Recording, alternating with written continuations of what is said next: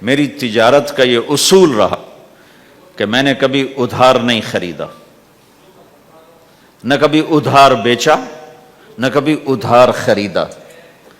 جو خریدے بھی ادھار اور بیچے بھی ادھار، اسے نیند کہاں آئے گی؟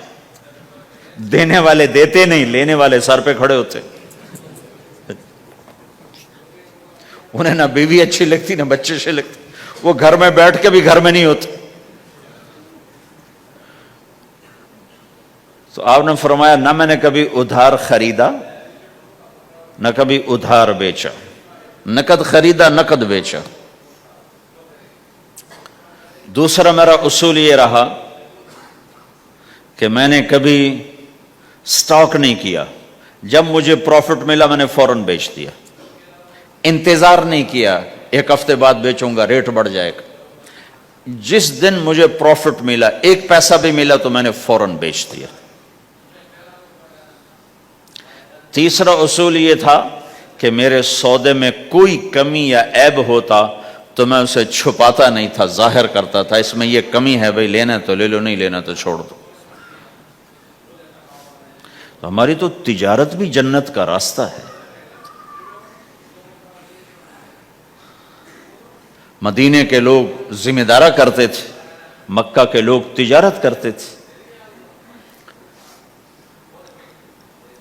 ان کی زراعت اور تجارت دین کے پھیلنے کا ذریعہ بن گئے۔ عبد الرحمن بن عوف رضی اللہ عنہ کا مال اللہ کے دین کے کام آیا، عثمان رضی اللہ عنہ کا مال اللہ کے دین کے کام آیا۔ جنگ تبوک میں 10,000 آدمیوں کا سامان حضرت عثمان اکیلے نے دیا۔ 30,000 کا لشکر تھا تو 1/3 10,000 کا سارا سامان عثمان رضی اللہ عنہ نے اپنے گھر سے دیا۔ اور وہ پیسے دینار لا کے پیش کیے نا، تو اللہ کے نبی وہ دینار لے کر یوں کر رہے تھے، ایسے ایسے، اور کر رہے تھے ما علی عثمان اللہ یعمل بعد عثمان، آج کے بعد تو کچھ نہ کر، جنت واجب ہو گئی تیرے۔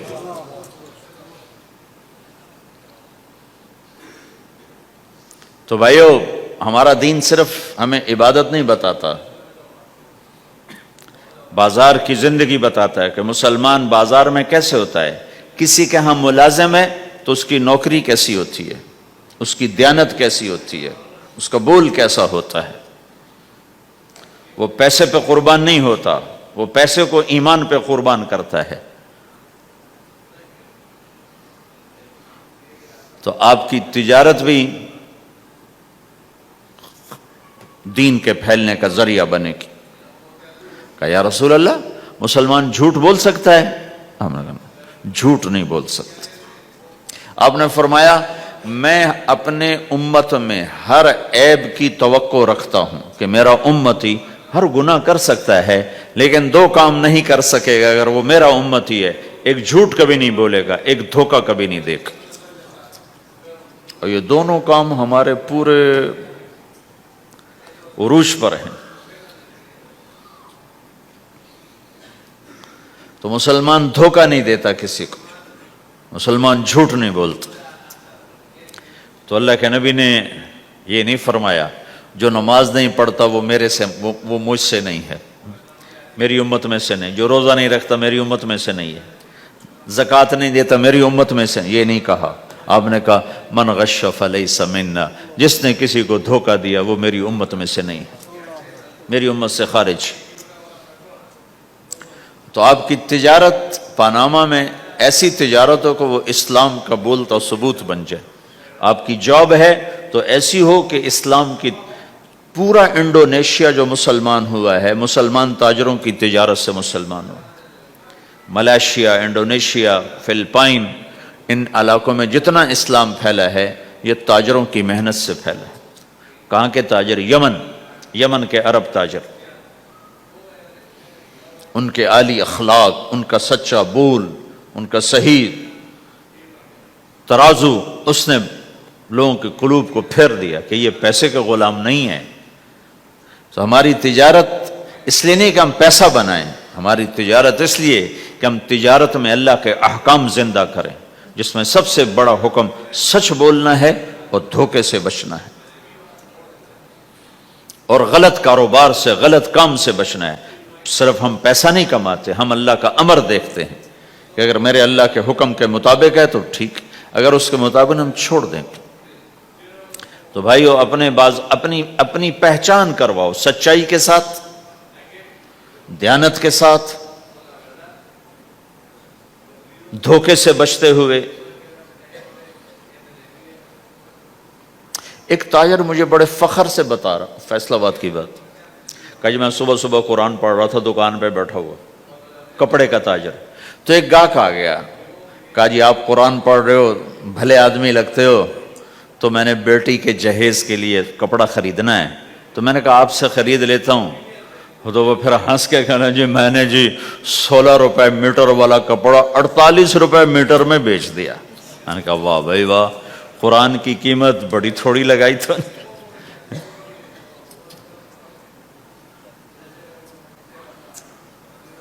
ہائے ہائے ہائے ہائے، اس کو شرم بھی نہیں آ رہی اس بات پر، احساس ہی کوئی نہیں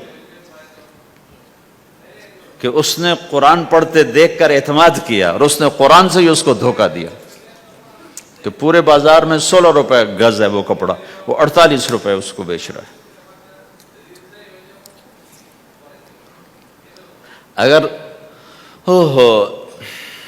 اپنے نبی کی بات سنو، آپ نے کہا سچا تاجر قیامت کے دن نبیوں کے ساتھ کھڑا کیا جائے گا۔ کیوں؟ کہ ہر موقع پہ جھوٹ بولا جا سکتا ہے، پروفٹ کمایا جا سکتا ہے، دھوکہ دیا جا سکتا ہے، فراڈ کیا جا سکتا ہے، اور اس سے بچتا ہے بچتا ہے بچتا ہے بچتا ہے، نہ اپنوں کو دھوکہ دیتا ہے نہ غیروں کو دھوکہ دیتا ہے۔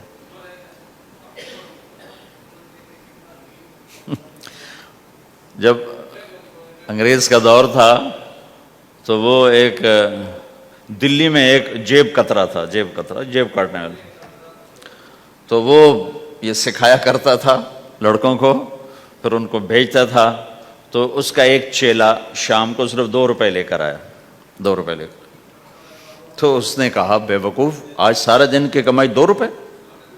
کہا استاد آج بہت بڑا مال مارا تھا،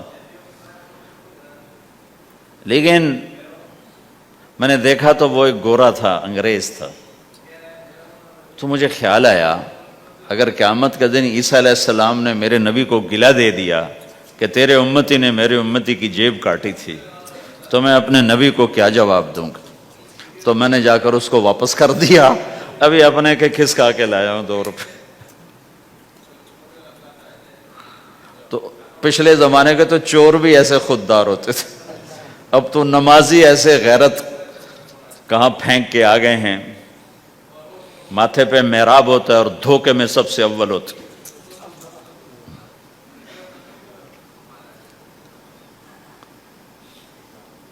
تو ہمارا اسلام صرف اس مسجد کی 4 دیواری میں نہیں ہے، ہمارا اسلام تو بارش کے قطروں کی طرح پھیلا ہوا ہے، آسمان کی بلندی ہے، آسمان کی وسعت ہے، جیسے اس سے زیادہ ہمارے دین کی وسعت ہے۔